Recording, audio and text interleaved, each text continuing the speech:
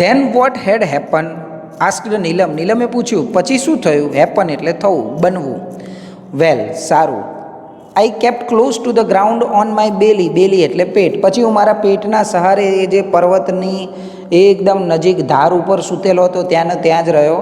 I was worried if the mother was around. મને ચિંતા હતી કે જો એની માતા આજુબાજુમાં હશે તો. Soon I saw a very strange thing happen. અને પછી મેં એક ખૂબ જ વિચિત્ર ઘટના જોઈ. ઓલ ઓફ અ સડન, અચાનક જ a huge black bear came growling from the trees and rush toward the cubs. અચાનક જ એકાએક એક કદાવર કાળું રીંછ ઘુરક્યા કરતું વૃક્ષોની પાછળથી નીકળ્યું અને બચ્ચા તરફ ઘસી ગયું. બ્લેક બિયર એટલે કાળું રીંછ, ગ્રોલિંગ એટલે ઘુરક્યા કરતું, રસ્ટ એટલે ઝડપથી જવું અને કપ્સ એટલે બચ્ચાઓ. અચાનક જ એ કાળું મોટું રીંછ અવાજ કરતું કરતું એ બચ્ચાઓ તરફ ગયું.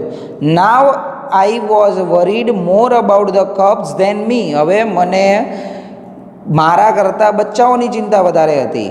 વિધિન નો ટાઈમ, થોડાક જ સમયમાં I heard a deafening roar of anger from a just a few meters away from me. પળવારમાં તો મેં મારાથી થોડાક મીટર દૂર જ કાન ફાડી નાખે તેવી આક્રોશયુક્ત ત્રાડ સાંભળી. એંગર એટલે ગુસ્સાવાળી, આક્રોશયુક્ત. ડેફનિંગ, ડેફનિંગ એટલે રક્ષણ કરતી, કાન ફાડી નાખે તેવી. થોડેક મીટર દૂરથી જ એને એવો અવાજ સાંભળ્યો અલીભાઈએ. To my horror and big surprise. મારા ભય અને આશ્ચર્ય વચ્ચે. હોરર એટલે ભય, સરપ્રાઇઝ એટલે આશ્ચર્ય વચ્ચે. A big white cat, the mother snow leopard appeared and jumping down on a nearby huge rock. ભય અને આશ્ચર્ય વચ્ચે એક મોટી સફેદ હિમચિત્તાની માદા નજીકના મોટા ખડક પર નીચે કૂદતી દેખાઈ. એટલે હવે આ બંને બચ્ચાઓની માતા ત્યાં આવી જાય છે. રોક એટલે ખડક, ખડક ઉપર જોરથી કૂદકો મારે છે અને ત્યાં આવી જાય છે. ઘોષ એક્સક્લેમ્ડ અર્જુન. અર્જુને કહ્યું, હે ભગવાન. ઘોષ એનો અર્થ થાય છે હે ભગવાન. અર્જુને ઉદ્ગાર કાઢ્યો. હાઉ હોરિફાઈંગ એડેડ નીલમ. કેટલું ભયંકર. નીલમે વાતમાં સૂર પુરાવ્યો, વચ્ચે એડ કરી વાત કે કેટલું ભયંકર. Keep quiet said their mother impatiently. What happen then. એમની માતા આતુર હતી. ઇમ્પેશન્ટલી એટલે આતુર, આતુરતાપૂર્વક એમની માતાએ કીધું તમે બંને બંધ થાઓ. પછી શું થયું? Thank God I was lucky for her eyes were fixed on her cups and she didn't look up at me. Alibhai કહે છે કે ભગવાનનો આભાર કે હું એટલો નસીબદાર હતો કે માતાની આંખો એના બચ્ચાઓ ઉપર ફિક્સ હતી એટલે એને મને જોયો નહીં. વિધિન મોમેન્ટ્સ, થોડીક ક્ષણોમાં, the mother leopard leapt down to the cubs to protect them. થોડીક જ વારમાં માદા ચિતા કૂદીને તેના બચ્ચા પાસે તેમને બચાવવા પહોંચી ગઈ. લિફ્ટ ડાઉન, લિફ્ટ એટલે કૂદકો મારવાનો, ડાઉન એટલે નીચે કૂદકો મારીને એમના બચ્ચા જોડે એમની રક્ષા કરવા પહોંચી ગઈ. Springing up in the air she landed straight on the bear fiercely and fearlessly. હવામાં કૂદકો મારીને તે ડર્યા વગર જનૂનપૂર્વક પેલા રીંછ પર પડી. તો અહીંયા ફિયરલેસલી એટલે ડર્યા વગર અને ફિયર્સલી એટલે જનૂનપૂર્વક. સ્ટ્રેઇટ એટલે સીધું, સીધે સીધું. સ્પ્રિંગિંગ અપ એટલે ઉછળવું. તો ઉછળીને સીધો જ કૂદકો મારીને પેલા રીંછ ઉપર ડર્યા વગર જનૂનપૂર્વક કૂદકો મારે છે. The bear lost his balance. રીંછે પોતાનું સંતુલન ગુમાવી દીધું. The violent wild beast went rolling down the steep snowy slope tumbling on each other till they landed in the narrow valley with a loud thud. બંને હિંસક જંગલી પ્રાણીઓ બર્ફીલા ઢાળ પરથી એકબીજા પર ગુલાટો મારતા એક મોટા ધુબાક સાથે સાંકડી ખીણમાં પડ્યા નહીં ત્યાં સુધી ગબડતા રહ્યા. તો અહીંયા વાયોલેન્ટ એટલે હિંસક, વાઇલ્ડ બીસ્ટ એટલે જંગલી પ્રાણીઓ, રોલિંગ ડાઉન એટલે ગબડવું, સ્નોવી સ્લોપ એટલે બર્ફીલો ઢાળ, ટમ્બલિંગ એટલે ગબડવું, પડવું, લેન્ડેડ એટલે નીચે પડવું, લાઉડ થડ એટલે મોટો અવાજ, થડ એટલે અવાજ.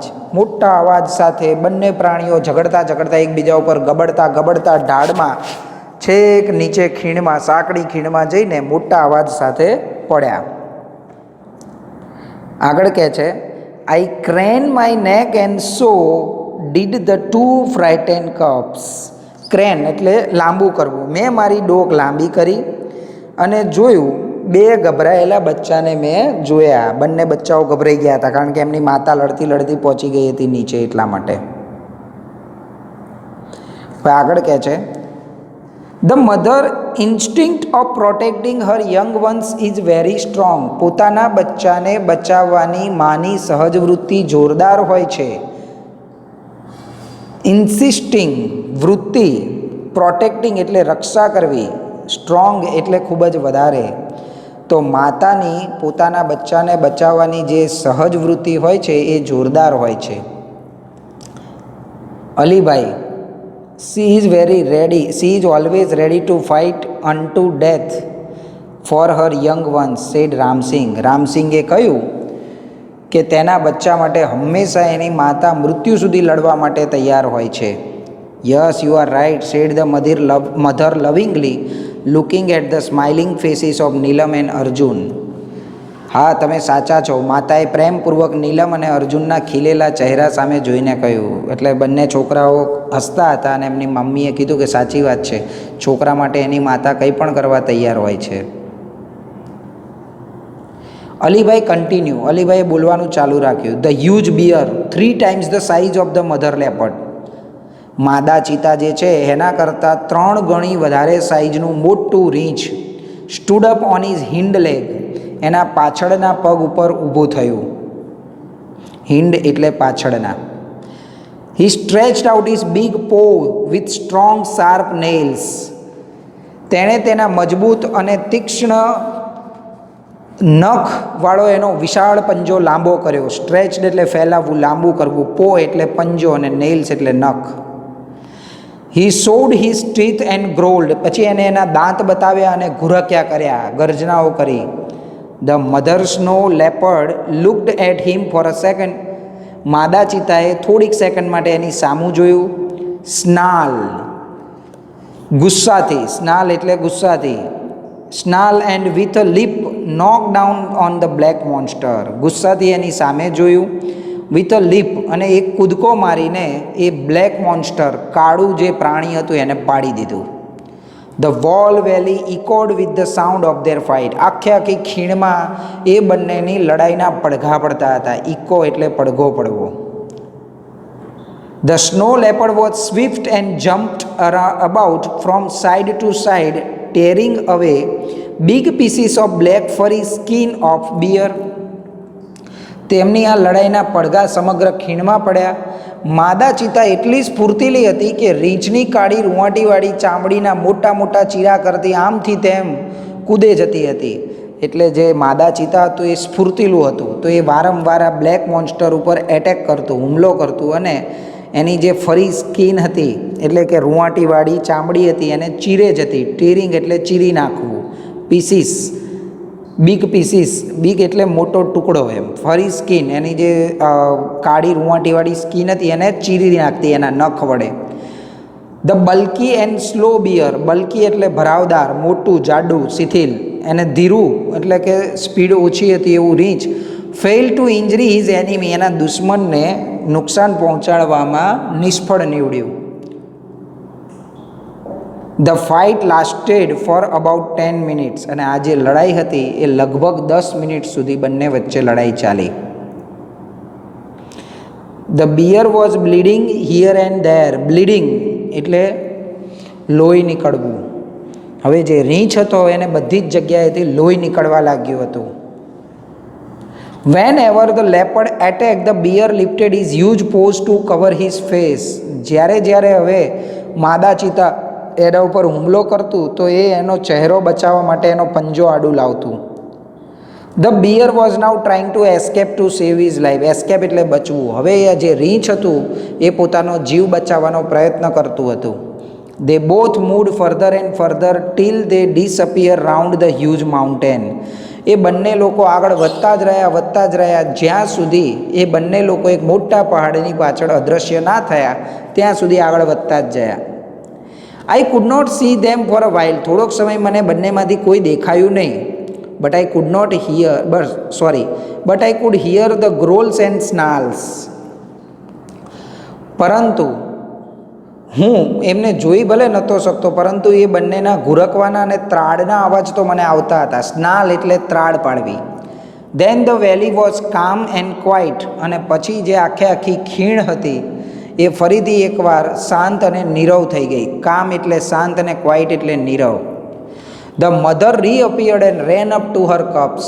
માદા ચિતા ફરીથી દેખાઈ અને દોડીને એના બચ્ચા પાસે ગઈ. રેન અપ એટલે દોડવું. સી સ્મેલ્ટ, તેણે એમને સૂંઘ્યા. એન્ડ લિક્ડ અને ચાટ્યા. Over and over again to make sure that they were not hurt by the bear. ઝડપથી માદા ચિતા આવી અને એના બચ્ચાઓને સૂંઘવાનું અને ચાટવાનું ચાલુ કર્યું, કારણ કે એ જોવા માગતી હતી કે એમના કોઈ બચ્ચાને આ રીંછે નુકસાન તો નથી પહોંચાડ્યું ને. ધ થ્રી ધેન, અને પછી એ ત્રણ જણ climb up the mountain and disappear, પહાડ ચડ્યા અને અદૃશ્ય થઈ ગયા. You must have felt very relieved said Neelam. નીલમે કહ્યું તો પછી તમને બહુ રાહત થઈ હશે. રિલીવડ એટલે રાહત થવી. ક્વાઇટ, બિલકુલ. I stayed in that position for some more time. હું એ જ સ્થિતિમાં થોડી વધારે વાર પડ્યો રહ્યો. And watch the family disappearing in the woods, અને પછી એ ચિત્તાના પરિવારને જંગલમાં અદૃશ્ય થતાં નિહાળી રહ્યો હતો. એટલે એ જે બચ્ચાઓ હતા એ જંગલમાં અદૃશ્ય થઈ ગયા ત્યાં સુધી હું એમને જોતો હતો. Weaving there tales. વેવિંગ એટલે હલાવતું. બધા જ બચ્ચાઓ જે હતા એ બધા એમની પૂંછડીઓ હલાવતા જંગલમાં અદૃશ્ય થઈ ગયા. ત્રણેય જણ ત્યાં સુધી અલીભાઈ એમના પરિવારને જોઈ રહ્યો હતો. I also waved my hand and said goodbye. મેં પણ મારો હાથ હલાવ્યો અને કહ્યું આવજો. But what happen to the bear? Asked Arjun eagerly એટલે આતુરતાપૂર્વક અર્જુને પૂછ્યું કે પછી રીંછનું શું થયું? ગોડ નોઝ, ભગવાન જાણે. All I know is that, મને તો ખાલી એટલી ખબર છે કે the coming of the bear was blessing for me. રીંછનું આવવું એ મારા માટે આશીર્વાદરૂપ હતું. બ્લેસિંગ એટલે આશીર્વાદ. બિકોઝ, કારણ કે ઇટ રિયલી સેવ્ડ મી, ખરેખર તેને મને બચાવ્યો હતો. I thanked God for saving the cubs and me too. હું ભગવાનનો આભાર માનું છું કે તેમને મને અને બચ્ચાઓને બચાવી લીધા.